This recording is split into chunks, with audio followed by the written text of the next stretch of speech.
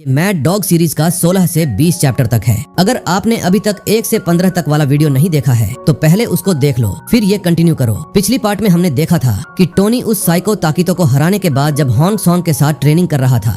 अब आगे Hong song कहता है कि सबसे मजबूत बनने के लिए तुम्हें सिर्फ अपने मन की ताकत से शरीर को कंट्रोल करना पड़ता है। वो फिर सबक जारी रखते हुए कहता है कि शरीर की यांत्रिकी समझना ही सच्चा प्रभावी प्रहार देने का एकमात्र तरीका है। आदमी टोनी को कंकाल का चित्र लेने को कहता है और सब याद करने को, ताकि फ्यूचर की फाइट्स में ठीक परफेक्ट बॉडी पार्ट पे अटैक लगा सके। हॉन्ग सॉन्ग चेतावनी देता है कि इंपॉर्टेंट पॉइंट्स को याद किए बिना वो सिर्फ अंधेरे में घूंसे मारने के बराबर है। वो ये भी सिखाता है कि हमला करते वक्त ओपोनेंट को रोककर घुटने से अधिकतम नुकसान पहुंचाओ। जब टोनी किक की प्रैक्टिस करता है, हॉन्ग सॉन्ग चिल्लाता है कि ये किक गलत है और पैरों में सारी ताकत कलेक्ट करने को कहता है। सुधार के बाद हरकत बहुत बेहतर आती है और हॉन्ग सॉन्ग इम्प्रूवमेंट की तारीफ करता है और चाल एक बार फिर दोहराने को कहता है। हॉन्ग सॉन्ग फिर और ज्यादा स्पीड मांगता है और टोनी के दोनों पैरों का परफेक्ट उपयोग करके सही हमला करने को कहता है। टोनी ऑर्डर मानता है और पावरफुल लात मारता है जो पंच बैग को तोड़ देती है। हार्ड एक्सरसाइज में अपने सारे ग्रोथ को दिखाते हुए एकाग्र नजर के साथ हॉन्ग सॉन्ग अपनी सिखाई ट्रेनिंग का रिजल्ट देखता है और टोनी के एफर्ट से खुश लगता है। पहले से कपड़े पहनकर आदमी टोनी के स्किल्स की तारीफ करता है और टोनी उसे अब तक सीखे इंपॉर्टेंट फाइट स्किल्स और टेक्निक के लिए धन्यवाद कहता है। हॉन्ग सॉन्ग चेतावनी देता है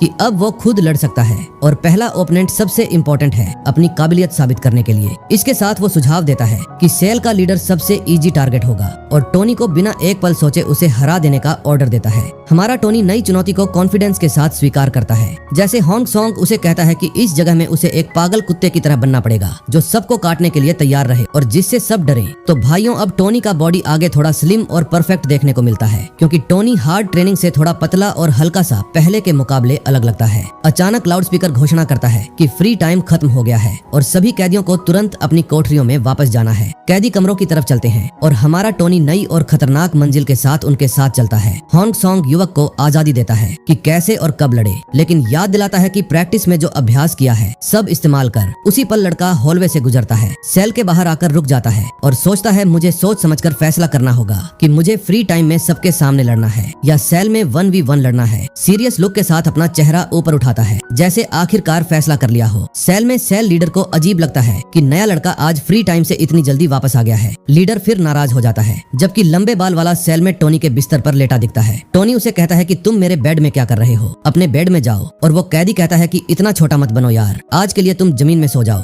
इससे हमारा टोनी गुस्सा हो जाता है और जब वो उसे बेड से उठा देता है तो उसके चादर के नीचे किसी ने सुसु कर दी होती है और टोनी उस चादर को छोड़ देता है। लंबे बाल वाला कैदी इंसल्टिव स्माइल देता है। मॉकिंग मुस्कान के साथ लंबे बालों वाला आदमी दिखाता है कि वो अपने साथी पर सिर्फ मजाक कर रहा था। वो कैदी जोर जोर से हंसने लगता है और कमेंट करता है कि टोनी की रिएक्शंस हमेशा सबसे बेस्ट और मजेदार होती हैं। तभी टोनी अपना हाथ धोने जा रहा होता है तो सेल लीडर कहता है कि साले इतना ओवर रिएक्ट क्यों कर रहा है, उसने तो बस ब्लैंकेट से अपने हाथ साफ किए हैं। हाथ धोते हुए टोनी को सिंक पर लीडर कहता है कि यहाँ सब मर्द हैं तो हमें एक दूसरे के साथ हेल्प करना चाहिए। उसी पल सेल लीडर टोनी के पास आता है और कहता है कि अगर टोनी को प्रोटेक्शन चाहिए तो उसकी भी छोटी सी कीमत है। वो कहता है कि वो चीफ की तरह जबरदस्ती नहीं करेगा। टकला कैदी की बात कर रहा है जो बॉस के नीचे लेवल का बंदा है। फिर घिन वाले लुक के साथ टोनी उस कैदी को घूरता है और दिखाता है कि वो उस जगह किसी भी तरह की धमकी एक्सेप्ट नहीं करेगा। इसके साथ टोनी उस आदमी को कोहनी से खतरनाक ब्लो मारता है और चिल्लाकर कहता है कि भाग जा।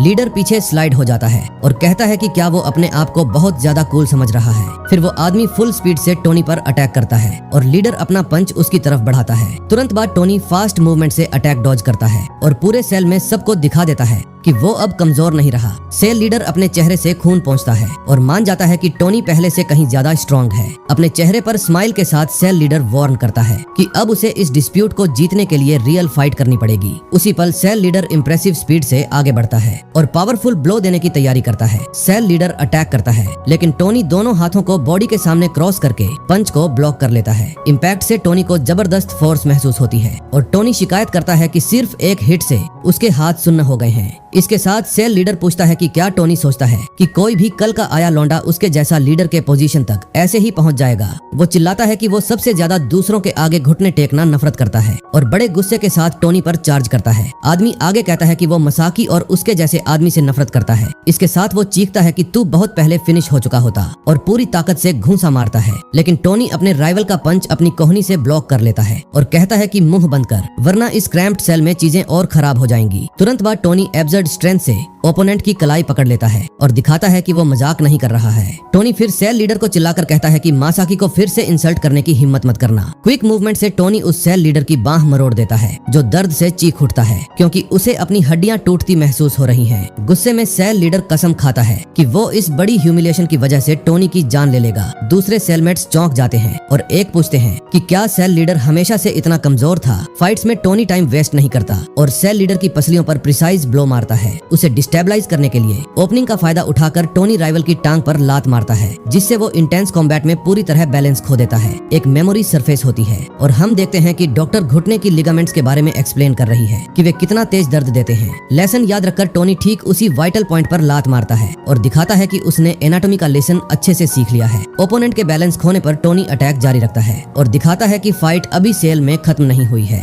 टोनी फिर सेल लीडर के चिन पर पावरफुल किक मारता है, जिसे स्विफ्ट और एक्यूरेट ब्लो से डिफेंड नहीं कर पाता। फॉल का फायदा उठाकर टोनी सेल लीडर के ऊपर चढ़ जाता है और पंचों की सीरीज देने लगता है। टोनी गिरे हुए आदमी को बिना दया के पीटता है ताकि सबको दिखा दे कि अब यहाँ कौन बॉस है। इसके साथ टोनी अपने ट्रेनिंग को याद करता है, जहाँ हॉन्ग सॉन्ग ने ओपोनेंट को इमोबिलाइज करके उनकी फाइटिंग विल तोड़ने की बात सिखाई थी। लेसन याद रखकर टोनी फाइनल ब्लो मारता है, जिससे सेल लीडर मुंह से खून थूकता है और आखिरकार फाइट छोड़ देता है। सीन देखकर दूसरे सेलमेट्स अपने लीडर की मदद करने का फैसला करते हैं, क्योंकि अगर वो हार गया तो सबकी स्थिति और खराब हो जाएगी। बिना सोचे लंबे बालों वाला आदमी टोनी की तरफ दौड़ता है फाइट ब्रेक करने की कोशिश में, लेकिन टोनी उसका अप्रोच नोटिस कर लेता है और न्यू अटैकर के गले पर जोरदार कोहनी स्ट्राइक मारकर उसे उड़ा देता है। आदमी तेज दर्द से दोहरा हो जाता है और शिकायत करता है कि टोनी का हिट उसके लिए बहुत स्ट्रॉन्ग था। मीनवाइल एक और सेलमेट मेटल बेसिन लेकर पीछे से अटैक करने की कोशिश करता है बॉस की मदद के लिए। हालांकि टोनी घूमकर टेरिफाइंग लुक के साथ मुड़ता है और पूछता है कि क्या सेलमेट को भी एक्शन का पीस चाहिए। डर के मारे आदमी कांपता है और कहता है कि वो बस इधर से गुजर रहा था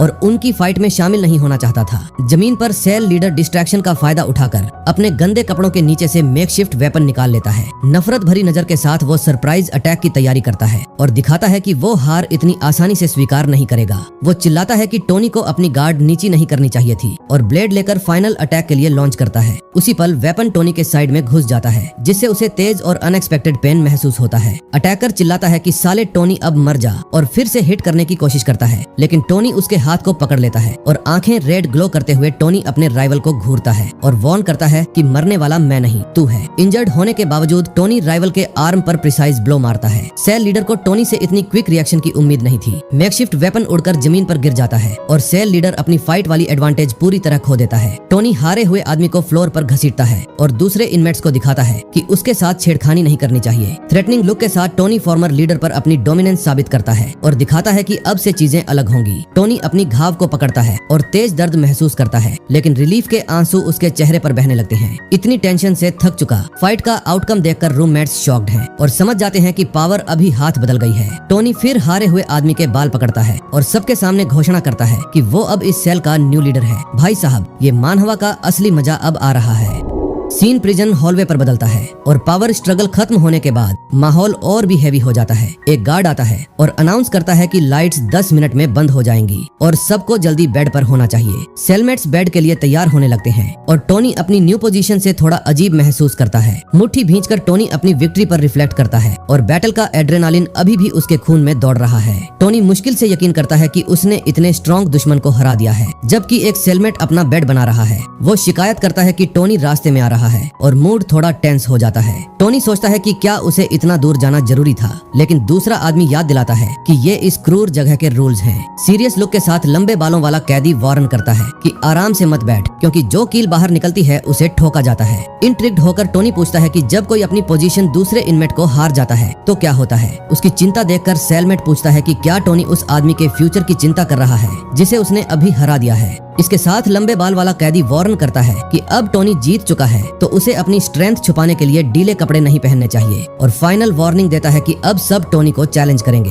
उसकी जगह लेने के लिए। लाइट्स बंद हो जाती हैं और गार्ड चिल्लाता है कि सब सो जाओ, जबकि हॉलवे की बार्स रिफॉर्मेटरी के टोटल ग्लूम में डूब जाती हैं। उसी पल टोनी लीडर के रिटर्न पर रिफ्लेक्ट करता है और जानता है कि अब उसके लिए चीजें बहुत कॉम्प्लिकेटेड होने वाली हैं। टोनी फिर समझता है कि इस जगह पर हाई रैंकिंग में चढ़ने के लिए उसे अपने मुक्कों का इस्तेमाल करना होगा और जनरल को अपना नेक्स्ट कॉम्बैट टारगेट बनाता है। टोनी अपने बेड पर बैठता है और सोचता है कि उसे अपने दोस्त मसाकी की खातिर और स्ट्रॉन्ग बनना होगा, जो उसके प्रोटेक्शन पर इतना डिपेंड करता है। लेटते हुए टोनी मानता है कि वो अभी भी परफेक्ट नहीं है और उसे होंग सॉन्ग की टीचिंग से और बहुत कुछ सीखना है। सीन फिर एम्प्टी प्रिजन हॉलवे को दिखाता है जो एब्सोल्यूट साइलेंस में डूबा हुआ है। जैसे ही रात उस हॉस्टाइल और ठंडे एनवायरनमेंट में गहरी होती है, स्टोन वॉल पर एक लोन शैडो पड़ती है जो दिखाता है कि कोई सब कुछ छुप कर देख रहा है। जल्द ही गार्ड अपनी नाइटली राउंड पर पावरफुल फ्लैशलाइट लेकर गुजरता है और ठंडी सेल्स को ब्रीफली इल्यूमिनेट करता है। उसी इंस्टेंट एक प्रिजनर छोटा पेपर होल्ड करता है और दिखाता है कि वो अपने विंग की लेटेस्ट इवेंट से बहुत वाकिफ है। लेकिन दूसरा आदमी पास आता है और अपने साथी को जनरल कहकर पुकारता है और दोनों इनमेट्स के बीच मिस्टीरियस मूड बढ़ जाता है। शांत लुक के साथ टू टोन हेयर्ड आदमी नोट पढ़ता है और कमेंट करता है कि फॉर्मर सेल लीडर ने पावर स्ट्रगल सच में हार गया।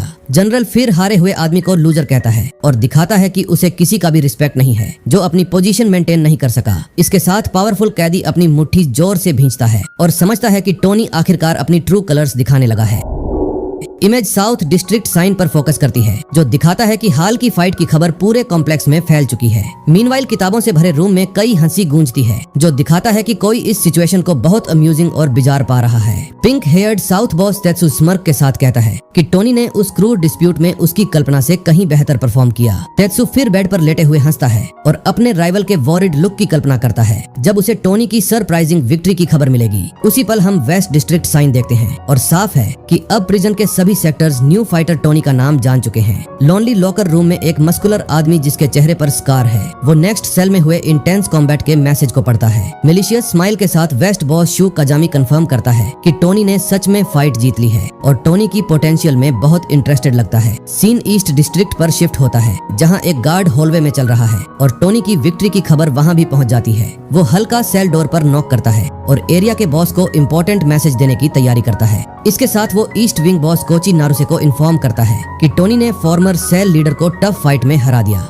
अंदर से टैटू वाला बॉस किताब बंद करता है और कोल्डली पूछता है कि क्या टोनी को कॉन्फ्रंटेशन में कोई सीरियस इंजरी आई है। मैसेंजर रिप्लाई करता है कि टोनी अनहार्म्ड है लेकिन फॉर्मर सेल लीडर डिस्प्यूट में सीरियसली इंजर्ड हो गया। बॉस फिर सिचुएशन समझता है और बाहर वाला गार्ड थैंक यू कहकर गुड नाइट विश करता है और चला जाता है। अकेले सेल में ईस्ट विंग का बॉस कोची नारुसे विंडो से फुल मून को देखता है और मिली न्यू इन्फॉर्मेशन पर रिफ्लेक्ट करता है। सीरियस लुक के साथ मुड़ता है और समझता है कि रिफॉर्मेटरी में चीजें अब और ज्यादा कॉम्प्लिकेटेड हो गई हैं। सीन प्रिजन के बाहर कट करता है और इम्पोजिंग बिल्डिंग दिखाता है जैसे दिन धीरे धीरे ब्रेक हो रहा है। कैफेटेरिया में दूसरे इनमेट्स फुसफुसाते हैं और टोनी को उसके अचानक फेम की वजह से डर और क्यूरियोसिटी से देखते हैं। टोनी नोटिस करता है कि रिएक्शन तब से अलग है जब उसने साइको ताकितो को हराया था और सोचता है कि क्या ये इसलिए है क्योंकि वो पोजीशन के लिए लड़ा। अचानक वेस्ट डिस्ट्रिक्ट बॉस टेबल के पास आता है और इंटिमिडेटिंग स्माइल के साथ टोनी को नाम लेकर पुकारता है। सिनिकल लुक के साथ आदमी खुद को इंट्रोड्यूस करता है कि वो शू काजामी है, इस खतरनाक प्रिजन के पूरे वेस्ट विंग का बॉस।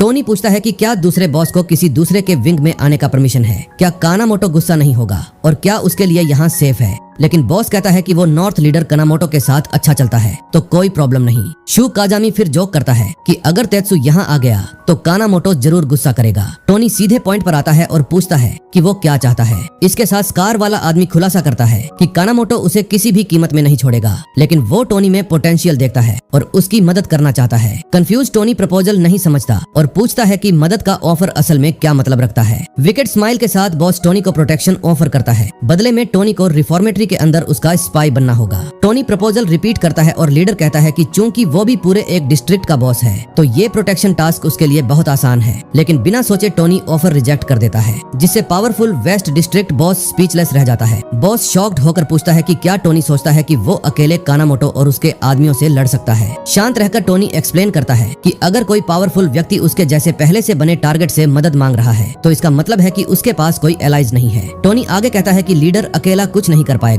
और फाइट में मदद करने से पहले ही उसे मार दिया जाएगा। गुस्से में शू काजामी टेबल पर हाथ पटकता है और टोनी के रिजेक्शन पर अपना पूरा फ्रस्ट्रेशन दिखाता है। बॉस फिर खड़ा होता है, टोनी से कहता है जो करना है कर और कैफेटेरिया से बहुत इनॉयड होकर बाहर निकल जाता है। जाते हुए बॉस सोचता है कि टोनी में बोल्ड एटीट्यूड है और वो अपने एक्सपीरियंस से बड़ा हो रहा है। इसके साथ एक प्रिजनर अपने साथी को बताता है कि सबको इन्फॉर्म कर दो कि टोनी ने काजामी के ऑफर को रिजेक्ट कर दिया। बाद में एक इनमेट पूछता है कि टोनी पर इतना अटेंशन क्यों दिया जा रहा है, सिर्फ इसीलिए क्योंकि उसने एक लीडर को हरा दिया। इसके साथ कैदी कमेंट करता है कि उसने सोचा था टोनी क्राई बेबी है, लेकिन उसने सबकी एक्सपेक्टेशंस को पीछे छोड़ दिया। भैया टोनी मेरे को तो हॉन्ग सॉन्ग की तरह दिख रहा है थोड़ा थोड़ा। सीन में टोनी हॉलवे में चल रहा है, तभी एक वॉइस टोनी के नाम से पुकारती है, जिससे वो अचानक सेल की तरफ जाते हुए रुक जाता है। मुड़कर टोनी देखता है कि 2 कैदी पास आ रहे हैं और उनमें से एक उस जगह का बहुत इंपॉर्टेंट फिगर लगता है। ये कोई और नहीं बल्कि कोची नारुसे होता है। लंबा आदमी पास आता है और कहता है कि आखिरकार वो पहली बार पर्सनली मिल रहे हैं। फिर वो सिगरेट जलाता है और खुद को इंट्रोड्यूस करता है। कोची नारुसे पूरे ईस्ट डिस्ट्रिक्ट का पावरफुल बॉस, भाई के लिए खुद गार्ड लाइटर जला रहा है यार। इसका ओनरा तो भयंकर है ब्रो। सीन फिर टोनी को बार्ड विंडो के पास अकेला दिखाता है, जैसे वो न्यू अनएक्सपेक्टेड एनकाउंटर को प्रोसेस कर रहा है। हाथ थोड़ी पर रखकर टोनी थॉटफुल लगता है और समझने की कोशिश करता है कि अचानक ये सारे लीडर्स उससे क्या चाहते हैं। लेकिन अचानक टोनी किसी से टकरा जाता है और वो गिरने ही वाला होता है। पसीने भरे चेहरे के साथ वो सॉरी कहता है। ये ईस्ट बॉस कानामोटो का राइट हैंड है। ये बंदा विंग का जनरल भी होता है। अपनी गैंग के साथ आता है और स्माइल के साथ कहता है कि आखिरकार वो जिसे ढूंढ रहा था मिल गया। टोनी न्यू एनिमी का सामना करता है और पूछता है कि पूरे हेंचमैन के इंटरेस्ट के साथ वो उससे क्या चाहता है। इसके साथ एक आदमी गुस्सा होकर चिल्लाता है कि साले टोनी, और उसे रिस्पेक्ट दिखाने को कहता है क्योंकि वो इची इशिदा नॉर्थ विंग का जनरल से बात कर रहा है। इस पर टोनी समझता है कि एक और बॉस आ गया है और सोचता है कि क्या इसको कानामोटो ने भेजा है, क्योंकि नॉर्थ विंग तो टोनी के ही है और इसका लीडर कानामोटो है। जनरल फिर खुलासा करता है कि हारा हुआ सेल लीडर उसका आदमी था और टोनी सिचुएशन समझ जाता है। स्माइल के साथ पावरफुल इनमेट कहता है कि वो टोनी से फाइट नहीं करेगा क्योंकि उसके लिए आसान नहीं होगा। टू टोन हेयर्ड आदमी फिर अपने हेंचमैन को ऑर्डर देता है कि टोनी को प्रॉपर वेलकम दो और फाइट शुरू हो जाती है। टाइम वेस्ट न करते हुए टोनी पहले पंच को डॉज करता है और दोनों ओपोनेंट्स का एक साथ सामना करने की तैयारी करता है। टोनी एजिलिटी से ब्लोज डॉज करता है और दिखाता है कि टफ ट्रेनिंग सच में काम आई। फर्म आर्म्स के साथ टोनी एक अटैक को ब्लॉक करता है और अपनी बिल्ट अप स्ट्रेंथ से काउंटर करने की तैयारी करता है। दांत भींचकर टोनी दोनों दुश्मनों के प्रेशर को सहता है और ओपनिंग ढूंढने पर फोकस करता है। क्विक मूवमेंट से एक आदमी टोनी के चेहरे पर सॉलिड पंच मार देता है, जिससे वो ब्लीड करने लगता है। इंजर्ड होने के बावजूद टोनी पैरों पर खड़ा रहता है।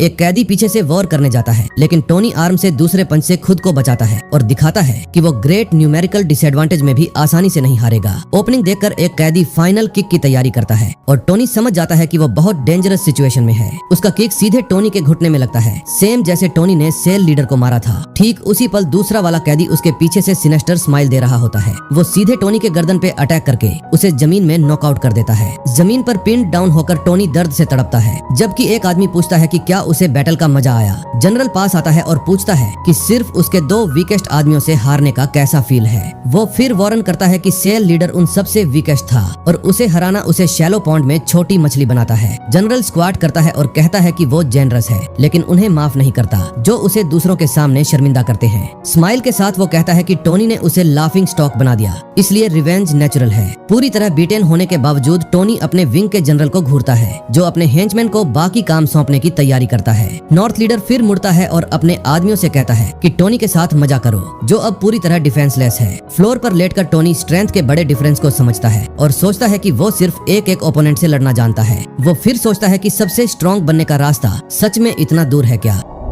सीन फिर उस डार्क रिफॉर्मेटरी की एक सेल के दरवाजे पर चेंज होता है, जहां घातक खतरे भरे हैं। कमरे में वापस टोनी धीरे चलता है और हॉलवे में मिली हार के बाद चेहरे से खून पहुंचता है। अपनी सेल पहुंचकर उसके न्यू रूममेट्स उसे नास्टी फाइट के बाद डिप्लोरेबल हालत में देखते हैं। बेड पर बैठा फॉर्मर सेल लीडर भी बुरी तरह पीटा हुआ और ठंड से बचने के लिए चादर ओढ़े कमजोर आवाज में कुछ बड़बड़ाता है। टोनी दूर से सीन देखता है। टोनी सोचता है कि पास न जाए, क्योंकि उसका सेलमेट अपना प्राइड रखता होगा और शायद इस हालत में देखा नहीं जाना चाहता। अचानक एक इनमेट मॉकिंग स्माइल और प्रोवोकेटिव एटीट्यूड के साथ फॉर्मर सेल लीडर के पास आता है। वो उसे नंबर से पुकारता है और कहता है कि फ्लोर से उठ, क्योंकि अब उसके लिए इम्पोर्टेंट टास्क है। बुली कहता है कि उसे बाथरूम यूज करना है और वार्न करता है कि हारा हुआ आदमी अच्छे से जानता है कि इस सिचुएशन में उसे क्या करना है। प्योर हेट्रेड वाली नजर से एक्स लीडर ट्रबल मेकर को घूरता है और दिखाता है कि वो इस ह्यूमिलिएशन को चुपचाप स्वीकार नहीं करेगा। लेकिन कैदी पूछता है कि वो खुद को क्या समझता है और वो तो अभी भी रिकवर कर रहा है। आदमी पर वायलेंट ब्लो मारता है। इसके साथ वो कहता है कि एक्स बॉस अब सिर्फ कचरा है और इस तरह का ह्यूमिलेटिंग काम उसके जैसे लोगों के लिए है। फिर दूसरा लंबे बाल वाला इनमेट ज्वाइन करता है और गिरे हुए आदमी को चिल्लाकर कहता है कि वो अब इस सेल में कुछ नहीं है। दांत भींचकर फॉर्मर लीडर अपना गुस्सा और पावर खोने की ह्यूमिलिएशन रोकता है। हाथ फ्लोर पर रखकर वो बैलेंस करने की कोशिश करता है ताकि गिरकर ह्यूमिलेटिंग टास्क खराब न करे। इसके साथ कैदी थ्रेट करता है कि अगर उसका बैलेंस फेल हुआ तो उसे जान से मार देगा और अपने पुराने बॉस की पैथेटिक सिचुएशन पर हंसता है। लेकिन टोनी सीन और नहीं देख सकता और पूरी ताकत से चिल्लाता है कि ये बकवास बंद करो। टोनी फिर बुली कैदी के कंधे को पकड़ लेता है और फ्लोर वाले आदमी के खिलाफ ह्यूमिलिएशन रोक देता है। सीरियस लुक के साथ टोनी कहता है कि ये बेवकूफी बंद करो और लंबे बाल वाला सेलमेट कहता है कि ये रूल है और इसी ने तुमको भी तो ये सब करवाया था। लेकिन टोनी रिप्लाई करता है कि उसे इस जगह की ट्रेडिशन से कोई फर्क नहीं पड़ता। इसके साथ टोनी खुद को न्यू बॉस डिक्लेयर करता है और वार्न करता है कि वो दूसरे इनमेट्स के खिलाफ किसी भी तरह की ह्यूमिलिएशन बर्दाश्त नहीं करेगा। थ्रेटनिंग लुक के साथ टोनी किसी को भी न्यू रूल से प्रॉब्लम हो तो फोर्स से उसके सामने आने को चैलेंज करता है। दूसरे प्रिजनर्स स्पीचलेस रह जाते हैं और एक दूसरे को देखते हैं कि न्यू ऑनर के सामने क्या करे। इसके साथ लंबे बालों वाला कैदी पूरी सिचुएशन को स्टूपिड कहता है और टोनी के एटीट्यूड से डिसएग्री करता है। लेकिन अचानक फॉर्मर बॉस टोनी का नाम चिल्लाता है और दिखाता है कि उसे टोनी के इंटरवेंशन से बिल्कुल पसंद नहीं आया। गुस्से में वो पूछता है कि किसने टोनी को उसके लिए सॉरी फील करने का राइट दिया और कहता है कि वो मरना पसंद करेगा लेकिन इस शर्म से गुजरना नहीं। आदमी फिर बुली कैदी को चैलेंज करता है और कसम खाता है कि वो इस पूरे सेल वाले मैच के अंत में हंसने वाला होगा। रिएक्शन देखकर बुली स्माइल करता है और कहता है कि अगर विक्टिम खुद एग्री करता है तो अब कोई प्रॉब्लम नहीं। टोनी सिचुएशन से शॉक्ड है और नहीं जानता कि कैसे रिएक्ट करे जब उसकी मदद पूरी तरह रिजेक्ट हो गई। सीन कट करता है और इनफर्मरी साइन दिखाता है जो बताता है कि टोनी सेल वाले हंगामे के बाद वहां गया। कमरे में टोनी पंचिंग बैग पर अपनी सारी फ्रस्ट्रेशन निकालता है। स्ट्रॉन्ग और प्रिसाइज ब्लोज के साथ वो बड़ी गुस्से से पंच मारता है और सोचता है कि क्यों इस जगह चीजें इतनी कॉम्प्लिकेटेड और अनफेयर हैं। उसके मन में टोनी बस चाहता था कि रॉटन रूल्स खत्म हो ताकि सब थोड़ी ज्यादा शांति से रह सके। एक और पावरफुल पंच के साथ वो चीखता है और पूछता है कि क्यों बाकी लोग उसकी गुड इंटेंशंस नहीं समझ पाते। अचानक दरवाजा खुलता है और डॉक्टर ट्रेनिंग रूम में आ जाती है। ठीक उसके प्योर एंगर के आउटबर्स्ट के बीच सरप्राइज्ड होकर टोनी एक्सरसाइज रोकता है और कंफ्यूज्ड लुक के साथ डॉक्टर को पुकारता है। इसके साथ वो टोनी को टॉवल देती है और पूछती है कि क्या हुआ क्योंकि वो कुछ पर बहुत इनॉयड लग रहा है। इस पर टोनी वेंट करने लगता है और कहता है कि पूरी सिचुएशन बहुत कॉम्प्लिकेटेड है और वो नहीं जानता क्या करे। वो आगे एक्सप्लेन करता है कि वो नहीं समझता क्योंकि वो बस चाहता था कि सेल में सबके लिए चीजें बेहतर हों। डॉक्टर फिर एक्सप्लेन करती है कि टोनी उन लोगों की सिर्फ वही लॉजिक डिनाई कर रहा है जो उन्हें पता है और इसीलिए वे इसे एक्सेप्ट नहीं करते। उसके कंधे पर हाथ रखकर वो एडवाइस करती है कि फाइटिंग जारी रखो क्योंकि टोनी सिर्फ तभी बॉस बनेगा जब अपना प्लान नहीं छोड़ेगा। डिटरमिन्ड टोनी कहता है कि वो 1000 गुना ज्यादा मेहनत करेगा लेकिन अफसोस करता है कि हॉन्ग सॉन्ग यहाँ नहीं है सिखाने के लिए। क्यूरियस होकर महिला पूछती है कि टोनी क्या सीखना चाहता था और टोनी खुलासा करता है कि उसे कई लोगों के खिलाफ एक साथ लड़ना सीखना है। स्माइल के साथ वो कहती है कि ये आसान है और बताती है कि टैक्टिक है कि भागो क्योंकि फिर दुश्मन पीछा करते हुए अपनी गार्ड नीची कर देंगे। वो फिर तेजी से मूव करती है और बताती है कि ये परफेक्ट मोमेंट है हर एक के वाइटल पॉइंट्स पर अटैक करने का। डॉक्टर टोनी के सामने रुकती है और एक्सप्लेन करती है कि ब्लो यूनिक और फैटल होना चाहिए ताकि फाइट में सच में काम करे। सीन एम्प्टी रूम पर फोकस करता है और दिखाता है कि डिमॉन्स्ट्रेशन इतनी तेज थी कि टोनी अपनी आंखों से मुश्किल से फॉलो कर पाया। डॉक्टर की स्पीड से शॉक टोनी कोल्ड स्वेट करता है और समझता है कि वो दिखने से कहीं ज्यादा स्ट्रॉन्ग है। वो टॉवल वापस लेती है और पूछती है कि क्या उसे पहले दी गई वार्निंग याद नहीं है अपनी स्किल्स के बारे में। स्माइल के साथ महिला खुलासा करती है कि वो ऑर्डिनरी डॉक्टर नहीं है और कहती है कि ट्रेनिंग यहीं खत्म करो। इसके साथ वो वार्न करती है कि वर्क का टाइम होने वाला है और अगर टोनी लेट हुआ तो उसकी इवैल्यूएशन बहुत गिर सकती है। एनकरेजिंग स्माइल के साथ वो गुड लक विश करती है और उसे सेल लीडर कहकर पुकारती है जो टोनी के प्लान को सपोर्ट दिखाती है। सीन वर्क टाइम पर चेंज होता है और हम फ्लोर पर मॉब देखते हैं जैसे इनमेट्स दिन की क्लीनिंग शुरू कर रहे हैं। फिर एक्सप्लेन किया जाता है कि सेम ग्रुप के इनमेट्स साथ काम करते हैं और उनकी एटीट्यूड और टास्क परफॉर्मेंस पर इवेल्युएट किया जाता है। चार्ट दिखाता है कि हर इनमेट को रिफॉर्मेटरी के डेली टास्क में परफॉर्मेंस के हिसाब से पॉइंट्स मिलते हैं। इन मार्क्स को 1 नंबर तक जमा करके प्रिजनर्स को फैमिली से मिलने का राइट मिलता है। इसके साथ मैनेजमेंट और हर जॉब का असाइनमेंट टॉप बॉस पर सबसे ज्यादा ट्रस्ट वाले लीडर के हाथ में है। इस मोमेंट में हम डिस्कवर करते हैं कि पूरे नॉर्थ डिस्ट्रिक्ट को कमांड करने वाला वो फियर्ड ईजी इशिदा है। गार्ड फिर वार्न करता है कि अगर एक भी आदमी अपना काम फेल कर दे तो पूरे ग्रुप के पॉइंट्स एक साथ खत्म हो जाएंगे। फोकस्ड लुक के साथ टोनी पॉजिटिवली रिप्लाई करता है और अपने पीयर्स के बीच ऑर्डर मेंटेन करने की चैलेंज एक्सेप्ट करता है। ऑफिसर फिर डिमांड करता है कि कोई स्लैक ऑफ न करे और ऑर्डर देता है कि सब अभी सीरियसली काम शुरू करें। इसके साथ प्रिजनर्स सिंगल फाइल में वर्क एरिया की तरफ चलते हैं जहां हैवी मशीनरी पहले से चल रही है। चलते हुए टोनी सोचता है कि इस रेट से वो अपनी बिलवेड मदर को जल्दी देख पाएगा, लेकिन 2 इनमेट्स बैकग्राउंड में फुसफुसाते हैं कि नॉर्थ लीडर टोनी पर फिर कुछ करने वाला है। अचानक उस विंग की एक इंडस्ट्रियल सैनिटेशन मशीन से स्टीम का लाउड साउंड आता है। विकेटली स्माइल करते हुए कुछ हेंचमैन टारगेट के आने को नोटिस करते हैं और कंफर्म करते हैं कि उनकी डर्टी प्लान के लिए तैयार है। शांत रहकर टोनी एक वर्कर के पास आता है और जॉब के लिए डिसइंफेक्शन ट्रे मांगता है। इसके साथ आदमी हॉट ओवन से मेटल ऑब्जेक्ट निकालता है और टोनी को देने की तैयारी करता है। मटेरियल देते हुए आदमी मॉकिंगली वार्न करता है कि पीस अभी निकला है और 200 डिग्री पर है। है। इंटेंस हीट महसूस करते हुए भी टोनी भारी ऑब्जेक्ट को अपने मेटल ट्रांसपोर्ट कार्ट पर रखता है। उसी इंस्टेंट हम देखते हैं कि कार्गो व्हीकल का एक पहिया पूरी तरह ब्रोकन है। पसीना टपकते हुए टोनी समझता है कि इक्विपमेंट मूव ही नहीं करेगा और लेट होने की चिंता करता है। वर्कर फिर वार्न करता है कि एक्स्ट्रा कार्ड्स नहीं है और टोनी को सिर्फ हाथों से सब कैरी करने का ऑर्डर देता है। इसके साथ दूसरा इनमेट सिनिकली पूछता है कि क्या टोनी उस पूरी तरह डिस्ट्रॉयड व्हील से वेट पुश नहीं कर सकता। शॉर्ट हेयर्ड प्रिजनर सिचुएशन का मजाक उड़ाता है और स्टेट करता है कि इक्विपमेंट कांस्टेंट यूज का एक और सेकंड भी नहीं सह पाएगा। इसके साथ बुली पूछता है कि क्या टोनी डरा हुआ है और कहता है कि उसे इतनी वीक हीट से भागते देखकर डिसअपॉइंटमेंट हो रही है। इस पर टोनी समझ जाता है कि वे सब जानबूझकर कर रहे हैं और अपने राइवल्स की अनप्रोवोक्ड टॉन्टिंग से बहुत इनॉयड हो जाता है। टोनी फिर अपना पेशेंस खो देता है और कैदी के कॉलर को जबरदस्त फोर्स से पकड़ लेता है ताकि और डिसरिस्पेक्ट न बर्दाश्त करे। उसी मोमेंट दूसरे इनमेट्स डर जाते हैं और चिल्लाते हैं कि वो क्या कर रहा है, क्योंकि वे सब अपने वैल्यूएबल पॉइंट्स खो देंगे। जल्द ही एक साथी मदद के लिए चीखने लगता है और झूठ बोलता है कि टोनी बिना वजह किसी को मार रहा है। इसके साथ प्रिजनर्स का ग्रुप पास आता है और पूछता है कि क्या टोनी पूरी तरह पागल हो गया है जो इशिदा के टेरिटरी में ट्रबल कर रहा है। टोनी नोटिस करता है कि बड़ी भीड़ जल्दी इकट्ठी हो गई है और सोचता है कि वर्क एरिया पर नजर रखने वाले गार्ड्स कहाँ हैं। लेकिन ग्रुप में बड़ा आदमी बिजारली स्माइल करता है और खुलासा करता है कि ऑफिसर्स ब्रेक पर हैं और जगह पूरी तरह क्लियर है। उसी इंस्टेंट टोनी समझ जाता है कि ये सब नॉर्थ बॉस का ट्रैप था और वो इतने सारे दुश्मनों को एक साथ नहीं हरा सकता। पुश के साथ वो कैदी अपने कॉलर को छोड़वा लेता है और कहता है कि टोनी को शुरू से ही ऑर्डर्स फॉलो कर लेने चाहिए थे ताकि ये अननेसेसरी सफरिंग ना हो। फिर एक हाथ तेजी से टोनी के सिर की तरफ बढ़ता है और वो सरप्राइज अटैक से बचने के लिए टाइम पर रिएक्ट नहीं कर पाता।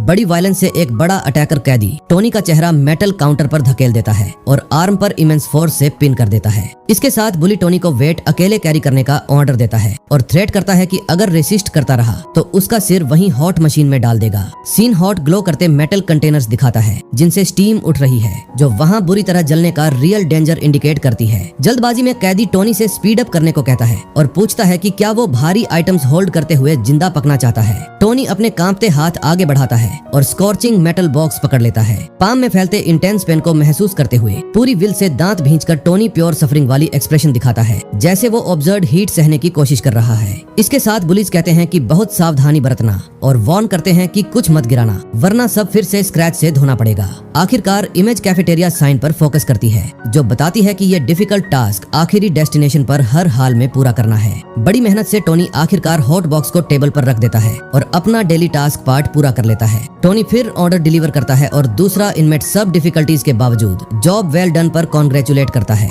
लेकिन अचानक साथी शॉक्ड हो जाता है जब वो टोनी के हाथों को पूरी तरह झलकर पेनफुल ब्लिस्टर से भरा देखता है। इसके साथ वो गार्ड को कॉल करता है और वार्न करता है कि टोनी जल गया है और अर्जेंटली लोकल इंफर्मरी जाना चाहिए। ऑफिसर बस सिर हिलाता है और दोनों को इंजरी के जरूरी मेडिकल ट्रीटमेंट के लिए जाने देता है। इसके साथ दोनों प्रिजनर्स हॉलवे में साइड बाय साइड चलते हैं सपोज्ड इंफर्मरी की तरफ। टोनी संदिग्ध रूप से सीरियस और ग्रीम लुक के साथ पाथ पर आगे बढ़ता है। उसी मोमेंट उसके साथी को संदेह नजर आता है और वो टेंस एक्सप्रेशन के साथ सिर पीछे घुमाता है। टोनी फिर रोज को क्वेश्चन करता है और अपने साथी को वार्न करता है कि इंफर्मरी इस हॉलवे की दिशा में नहीं है। विकेट स्माइल के साथ कैदी कहता है कि ऑब्वियसली वे पहले एग्रीमेंट के हिसाब से टोनी का ट्रीटमेंट कराने जा रहे हैं। उसी इंस्टेंट दूसरा हेंचमैन आता है और वार्न करता है कि ये बॉस इशिदा का डायरेक्ट ऑर्डर है और टोनी को सरेंडर कर देना चाहिए। हम टोनी के सेल के दो कैदियों को देखते हैं जो छुपकर ये सब देख रहे होते हैं। लंबे बाल वाला पूछता है कि क्या ये बहुत क्रूर नहीं है, लेकिन उसके साथी द्वारा क्रिटिसिज्म पसंद न करने पर डांटा जाता है। दूसरा उसे थ्रेट करता है और पूछता है कि क्या वो खुद वैसा ही ट्रीटमेंट एक्सपीरियंस करना चाहता है ताकि चुप रहना सीखे। इसके साथ सीन कोल्ड चैम्बर का पैनल दिखाता है जो अंदर -60 degree below zero temperature mark कर रहा है। तुरंत बाद टोनी को जबरदस्ती कोल्ड रूम में फेंक दिया जाता है जबकि वो डेस्परेटली चिल्लाता है कि छोड़ दो। कैदी वार्न करता है कि ऐसा ठंडे जगह पर कोई गार्ड नहीं आएगा और टोनी से कहता है कि बेकार में चिल्लाना बंद कर। वो फिर वॉल्व की तरफ पॉइंट करता है और कहता है कि ये ग्रेट अशिदा का सेल टोनी के लिए स्पेशल गिफ्ट है। इसके साथ वे टोनी को बड़ी फोर्स से पकड़ते हैं और उसे पूरी तरह फ्रोजन मेटल पाइप के पास ले जाते हैं। उसी मोमेंट अटैकर्स टोनी का हाथ जबरन कोल्ड मेटल वॉल्व से छुआ देते हैं। स्किन आयरन से चिपकने पर वो समझ जाता है कि वो गलत था और दुश्मनों पर भरोसा करके इडियट बना। कोल्ड चैम्बर के अंदर टोनी रिफ्लेक्ट करता है कि उस जगह वायलेंस ही सब कुछ है और पावर ही वो एकमात्र लॉ है जो सच में मायने रखती है। वो समझता है कि अगर वो इस क्रूर रियलिटी को एक्सेप्ट नहीं करेगा तो उस हॉस्टाइल एनवायरनमेंट में ज्यादा दिन नहीं टिक पाएगा। इसके साथ टोनी अपना हाथ पीछे खींच भींचता है जिसमें स्किन पूरी तरह फट चुकी है और समझता है कि उसे इस सिचुएशन से बचने के लिए कुछ करना होगा। वो दर्द से चीखता है जबकि अपना घाव पकड़ता है और खून कोल्ड फ्लोर पर टपकने लगता है। प्योर फ्यूरी वाली नजर के साथ वो सोचता है कि उसने इतनी मेहनत की है और अब इस तरह की ह्यूमिलिएशन चुपचाप बर्दाश्त नहीं करेगा। इसके साथ टोनी अपना ब्लडी फिस्ट भींचता है और फैसला करता है कि उम्मीद के बिना भी वो अपनी पूरी स्ट्रेंथ से रेसिस्ट करेगा। तुरंत बाद वो अटैक पर जाता है और चिल्लाता है कि वो अपने सारे दुश्मनों के खिलाफ आखिरी सांस तक फाइट करेगा। जैसे ही फाइट शुरू होती है उसके हाथ से खून टपकता रहता है और कोल्ड चैम्बर के ग्रे फ्लोर पर एक छोटा सा पुल बन जाता है। तभी टोनी पावरफुल जंप करता है और अपने पंच से एक अटैकर को नीचे गिरा देता है और साफ दिखा देता है कि रिटेलिएशन जरूर होगा। गुस्से में बुलीज ग्रुप का लीडर टोनी पर चिल्लाता है और कसम खाता है कि उसकी औकात दिखा देगा और उसे पूरी तरह डिस्ट्रॉय कर देगा। इसके साथ ही सभी कैदी उसे चारों तरफ से घेर लेते हैं। तभी टोनी इन्फर्मरी में हुए एक ट्रेनिंग सेशन को याद करता है जहां डॉक्टर ने उसे एडवाइस दी थी। उसके दिमाग में डॉक्टर की बात गूंजती है कि टैक्टिक सिंपल है, बस भागना है ताकि ओपोनेंट्स ट्रैप में आए और जो उसका पीछा करेगा वो अपनी गार्ड नीचे कर देगा जिससे प्रिसाइज काउंटर अटैक का परफेक्ट मौका मिलेगा। उस डिस्ट्रैक्शन के मोमेंट में टोनी को दुश्मन के वाइटल पॉइंट पर वॉर करके क्विक और एफिशिएंट नॉकआउट हासिल करना है। तभी एक कैदी टोनी पर पंच मारता है लेकिन टोनी उसे डॉज कर देता है और तुरंत उसके सिर पर एक पावरफुल किक मारकर फिनिशिंग ब्लो देता है और उसे गिरा देता है। अचानक हॉलवे के दरवाजे पर आवाज आती है और एक प्रिजन गार्ड वहां पहुंच जाता है जिससे पूरी सिचुएशन पलट जाती है। अटैकर्स ऑफिसर के अचानक आने से चौंक जाते हैं और सोचते हैं कि वो अपनी पोस्ट छोड़कर यहाँ क्या कर रहा है। गार्ड जोर से चिल्लाता है कि बस बहुत हो गया और सबको फाइटिंग बंद करने का ऑर्डर देता है क्योंकि अब काम पर लौटने का टाइम हो चुका है। वो चेतावनी देता है कि अगर हंगामा जारी रहा तो आज के टास्क के पॉइंट्स नहीं मिलेंगे और पनिशमेंट मिलेगा। गुस्से में बुलीज का लीडर इस इंटरफेरेंस पर शिकायत करता है और अधूरी लड़ाई के कारण अपना फ्रस्ट्रेशन दिखाता है। जाते जाते वो धमकी देता है कि अगली बार टोनी इतनी आसानी से नहीं बचेगा और अपने साथियों के साथ वहाँ से चला जाता है। धुंध में गायब होते हुए वो टोनी को अकेला छोड़ देता है। अकेले खड़ा टोनी सोचता है कि गार्ड ने उसे बचाया और उसे समझ आता है कि यशिदा कैदियों का इस्तेमाल करके उसे परेशान कर रहा है। वो समझता है कि यशिदा टकले कैदी जैसा नहीं बल्कि एक सांप जैसा चालाक है और सिर्फ ताकत के दम पर उसे हराना आसान नहीं होगा। वो सोचता है कि अगला हमला क्या होगा। तभी एक फ्लैशबैक में ईस्ट बॉस कोची नारू से उसके कंधे पर हाथ रखता है और कहता है कि अब्यूज से बचने का एक तरीका है। वो उसे अपने डिस्ट्रिक्ट में आने और प्रोटेक्शन देने का ऑफर देता है और ईस्ट डिस्ट्रिक्ट ज्वाइन करने के लिए इनवाइट करता है ताकि उसे शांति मिल सके। पूरी तरह कंफ्यूज्ड टोनी समझ नहीं पाता कि क्या करे और इस अनएक्सपेक्टेड ऑफर से अंदर ही अंदर डेस्परेट हो जाता है। सीन बदलता है और वापस ट्रेनिंग पर हॉन्ग सॉन्ग टोनी पर चिल्लाता है कि पैर ऊंचा उठाओ और किसी भी हालत में एक्सरसाइज मत रोको। टोनी एक पावरफुल किक मारता है और अपनी प्रोग्रेस दिखाता है जबकि हॉन्ग सॉन्ग फ्लोर पर लेटे हुए उसे देख रहा होता है। लेकिन टोनी थोड़ा डिस्ट्रैक्टेड लगता है तो हॉन्ग सॉन्ग पूछता है कि क्या हुआ है। सिर झुकाकर टोनी सॉरी बोलता है और दिखाता है कि उसका मन पूरी तरह ट्रेनिंग में नहीं है। उसी समय रेड पेन रिफॉर्मेटरी की विजिट लिस्ट से टोनी का नाम काट दिया जाता है, यानी इस बार वो अपनी फैमिली से नहीं मिल पाएगा। टोनी गार्ड के पास जाकर पूछता है कि उसे विजिटर्स क्यों नहीं मिल सकते, लेकिन ऑफिसर कहता है कि उसके पास पॉइंट्स नहीं है। हल्की सी स्माइल के साथ गार्ड कहता है कि अगर वो अच्छा बिहेव करेगा तो शायद जल्दी फैमिली से मिल सके। वापस ट्रेनिंग में टोनी हॉन्ग सॉन्ग से पूछता है कि क्या उसकी कमजोरी की वजह से ही विजिट कैंसिल हुई। हॉन्ग सॉन्ग कहता है कि शायद हाँ। सीरियस लुक के साथ वो कहता है कि टोनी को इस हालत में देखना मुश्किल है, लेकिन फिर भी उसके पास एक सीक्रेट वेपन है जो पूरी गेम बदल सकता है। हॉन्ग सॉन्ग बताता है कि वो वेपन उसकी अनब्रेकेबल विल है, जो सबसे जरूरी चीज है। वही विल पावर उसे एक फियरस वुल्फ बना सकती है, भले ही वो सबसे ताकतवर न हो। कंधे पर हाथ रखकर हॉन्ग सॉन्ग उसे मोटिवेट करता है कि अपनी इनर स्ट्रेंथ का इस्तेमाल करके हर चैलेंज को पार करे। वो कहता है कि अगर टोनी मेहनत करता रहेगा तो एक दिन उसे उसका रिवॉर्ड जरूर मिलेगा और वो उस इंसान से मिल पाएगा जिसे वो प्रोटेक्ट करना चाहता है। तभी उसकी माँ की इमेज सामने आती है और उसी पर टोनी अपनी मुट्ठी कसकर भींचता है। उसकी आंखों में और ज्यादा डिटर्मिनेशन दिखता है। वो पूरी ताकत से चिल्लाता है कि उसे और ज्यादा स्ट्रॉन्ग बनना है ताकि वो सब कुछ पार कर सके और फोकस्ड नजरों से हॉन्ग सॉन्ग की तरफ देखकर कहता है कि ट्रेनिंग जारी रखें।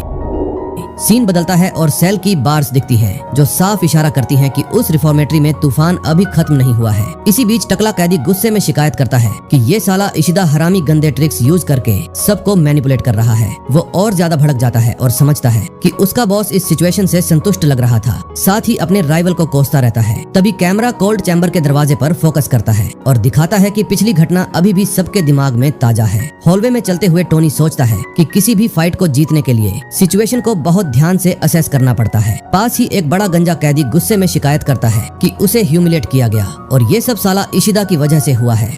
और उस जगह दोनों राइवल्स के बीच टेंशन बढ़ जाता है। मॉकिंग स्माइल के साथ गंजा आदमी पूछता है कि क्या न्यू सेल लीडर अपनी नई पावर पोजीशन का मजा ले रहा है। जवाब दिए बिना टोनी बस ठंडी नजर से उस आदमी को घूरता है और दिखाता है कि वो आने वाले खतरे से जरा भी डरा नहीं है। टोनी फिर बस उस कैदी के पास से गुजर जाता है और उसे पूरी तरह इग्नोर कर देता है, जैसे वो कुछ भी नहीं है। गुस्से में बड़ा आदमी उसकी औकात पर सवाल उठाता है और उसका हैंचमैन उसे वार्न करता है कि लड़के पर उंगली उठाने की हिम्मत मत करना, वरना फिर से बड़ा कांड हो जाएगा। टकला कैदी अपने हैंचमैन को एक गुस्सा दे देता है और कहता है कि चुप हो जा साले। टोनी एक मेकिंग स्माइल से पीछे देखता है और कहता है कि क्यों, मतलब तू भी यशीदा से डरता है। इस पर टकला कैदी और ज्यादा गुस्से में चिल्लाता है कि उस यशीदा का नाम मत ले, जबकि उसका आदमी उसे सब बताने की धमकी दे रहा होता है। इसके साथ गंजा आदमी पूरी तरह फ्यूरियस हो जाता है और कसम खाता है कि वो सबको साबित करके रहेगा कि वही उस जगह का सबसे स्ट्रॉन्ग इंसान है। इसके बाद टकला कैदी टोनी पर अटैक करता है, जिसे टोनी क्विक और डायरेक्ट ब्लो से डॉज नहीं कर पाता। उसी पल टोनी अपने राइवल की इनक्रेडिबल स्ट्रेंथ महसूस करता है और समझ जाता है कि उसकी पावर पहले सोचे से कहीं ज्यादा है। स्टूडेंट समझता है कि अगर वो सिर्फ डिफेंसिव बना रहा तो बड़े आदमी के खिलाफ ये फाइट जरूर हार जाएगा। तभी उसे अपने मास्टर होंग सॉन के लेसन याद आते हैं और वो फैसला करता है कि अब ओपोनेंट के वीक स्पॉट पर निशाना लगाएगा, जबकि टकला कैदी लगातार उस पर वार करता रहता है। टोनी अपना पैर जमीन पर मजबूती से टिकाता है और अपनी सारी जमा हुई एनर्जी के साथ टकले को प्रिसाइज ब्लो देने की कोशिश करता है। तुरंत बाद वो एक पावरफुल अपरकट मारता है और गंजे आदमी की चिन्ह पर हिट करने की कोशिश करता है ताकि फाइट वहीं खत्म हो जाए। टोनी सोचता है कि दुश्मन को जरा भी ओपनिंग नहीं देनी चाहिए, वरना इस डिस्प्यूट में उसका तुरंत अंत हो जाएगा। टोनी फिर अपना टारगेट बदलता है और राइवल की गर्दन पर अटैक करता है, लेकिन उसका ब्लो उस ब्रूटल बॉडी पर ज्यादा असर नहीं दिखाता। गुस्से में टोनी समझता है कि वो वाइटल पॉइंट मिस कर गया और अब अपने एडवर्सरी के खिलाफ बहुत डेंजरस पोजीशन में फंस चुका है। मौके का फायदा उठाकर टकला कैदी स्माइल के साथ टोनी की बांह पकड़ लेता है और दिखाता है कि अब फाइट का एडवांटेज पूरी तरह शिफ्ट हो चुका है। बिना किसी दया के वो टोनी के चेहरे पर एक वायलेंट हेडबट मारता है, जिससे टोनी उस सरप्राइज अटैक का ब्रूटल इम्पैक्ट महसूस करता है। ब्लो की फोर्स से टोनी कुछ कदम पीछे हिल जाता है और फ्लोर पर गिरने से बचने के लिए मुश्किल से खुद को संभालता है। पूरी तरह बीटन और ब्लीडिंग होने के बावजूद वो अपने ओपोनेंट का मजाक उड़ाता है और पूछता है कि क्या फाइट में वो बस इतना ही कर सकता है। टाइम वेस्ट न करते हुए टोनी अपने पैरों में फोर्स लगाता है और फिर आगे बढ़ने की तैयारी करता है। वो साफ दिखाता है कि अभी हार मानने वाला नहीं है। क्विक मूवमेंट के साथ वो गंजे आदमी पर चार्ज करता है और फैसला करता है कि अब वो अपने राइवल के बॉडी के लोअर पार्ट पर ब्लोज फोकस करेगा। इसके साथ टोनी किक मारने की कोशिश करता है, लेकिन उसका फिस्ट फ्लोर पर जोर से लग जाता है और अटैक सही तरीके से नहीं निकलता।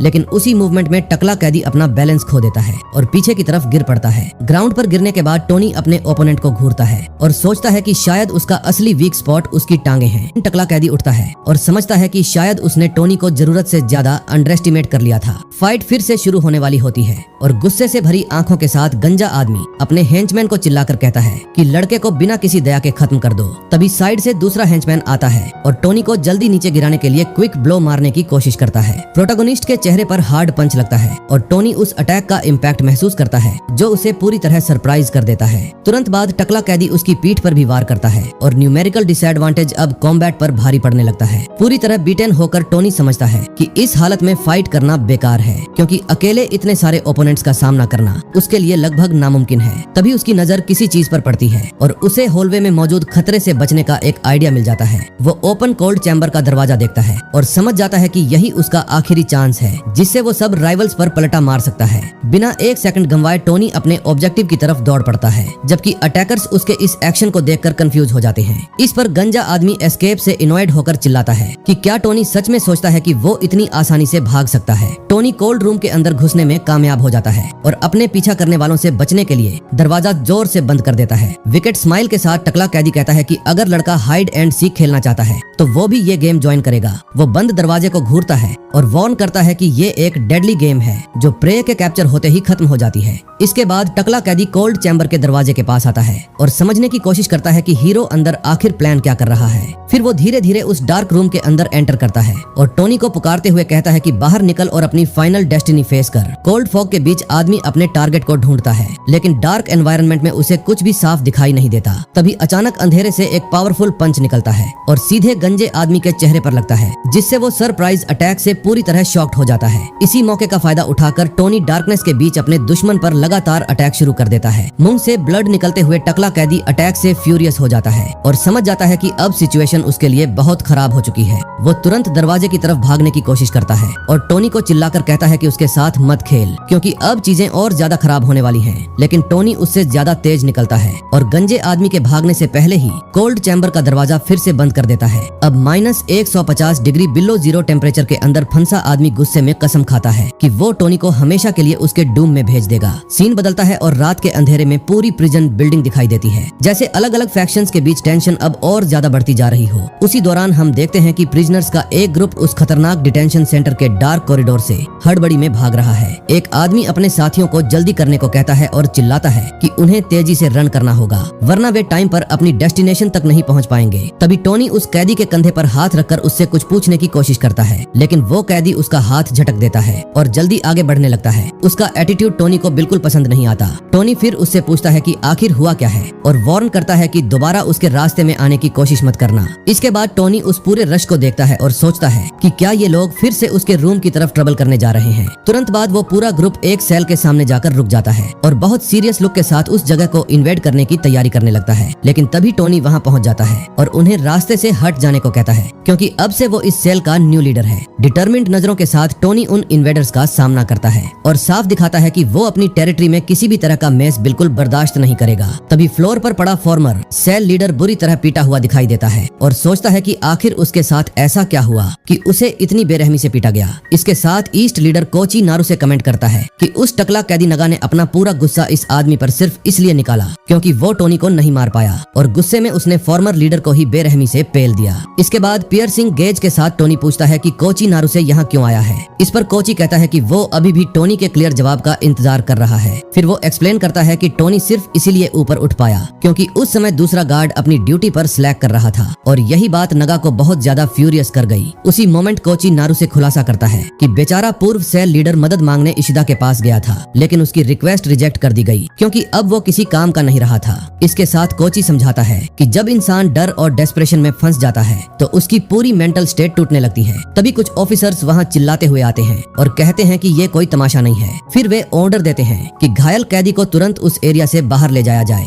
फॉर्मर लीडर की हालत बिल्कुल सही नहीं लग रही होती और वो लगभग पागलों जैसा बिहेव कर रहा होता है। डेवास्टेटेड हालत में गिरा हुआ वो आदमी मुश्किल से बोल पाता है और जो कुछ उसके साथ हो रहा है उससे पूरी तरह डीप शॉक में दिखाई देता है। इसके साथ वो खुद को डिफेंड करने की कोशिश करता है और कहता है कि उसने जानबूझकर कुछ नहीं किया, उसे कुछ दिखाई नहीं दिया, जबकि वो एक गार्ड को लगातार पुश कर रहा होता है। सांस फूलने पर गार्ड उसकी रेसिस्टेंस से गुस्सा हो जाता है और बाकी ऑफिसर्स को ऑर्डर देता है कि उसे जल्दी रेस्ट्रेन करो, वरना सिचुएशन पूरी तरह कंट्रोल से बाहर चली जाएगी। फॉर्मर लीडर डेस्परेट होकर चीखता है और उन्हें रोकने को कहता है। वो कसम खाता है कि वो अपनी इनोसेंस साबित कर सकता है। तभी वो आदमी पागलों की तरह अपने चेहरे को ढक लेता है और अपनी दोनों आंखें बाहर निकाल देता है। फिर डरावनी आवाज में कहता है कि बॉस, मैंने कुछ नहीं देखा, मेरी गलती नहीं है। ये देखकर वहाँ मौजूद हर इंसान की हालत खराब हो जाती है। गार्ड तुरंत अपना रेडियो निकालकर हॉस्पिटल को कॉल करता है और कंटेम्प्ट भरे अंदाज में कहता है कि अब ये आदमी पूरी तरह फिनिश हो चुका है। ये सब देखकर टोनी गुस्से में कहता है कि ये पूरी सिचुएशन रिडिकुलस है और यहाँ सिर्फ पावर होने से लोगों को जो मन आए वो करने का हक मिल जाता है। इस पर कोची नारू से उसकी बात से एग्री करता है और एक्सप्लेन करता है कि यही वजह है कि इस जगह हर कोई टॉप पर पहुंचने के लिए भागता है,